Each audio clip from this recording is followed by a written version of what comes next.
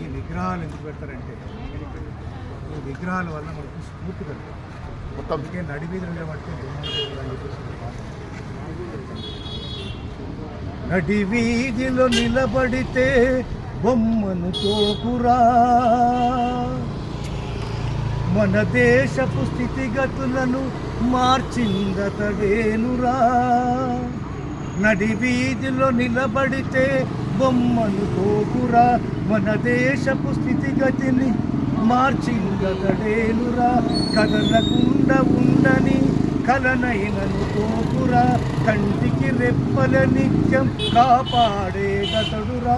తెలుసుకుంటూ తెలపాలి అంబేద్కరు చరితను, తన త్యాగమే మన తరముకు ఊపిరన్న నిజమును. నడి వీధిలో నిలబడితే బొమ్మను కోకురా, మన దేశపు స్థితిగతిని మార్చిందతడేనురా. విషాదాన్ని ఎదల నిండా నింపుకున్న బాల్యం, విజ్ఞానము పెంచుకొనగ పరిగెత్తెను పాదం. అడుగడుగున ఆంక్షలనే కంచెలను దాటుకొని, పుస్తకాలనే నిత్యం తమ చెలిమిగా మలుచుకొని, మనువాదుల కోటలనే కూల్చినాడురా. మన కోసమే బ్రతుకంతా నడిచినాడురా, మన కోసమే బ్రతుకంతా నడిచినాడురా. నడి వీధిలో నిలబడితే బొమ్మను కోకురా, మన దేశపు స్థితిగతిని మార్చిందతడేనురా.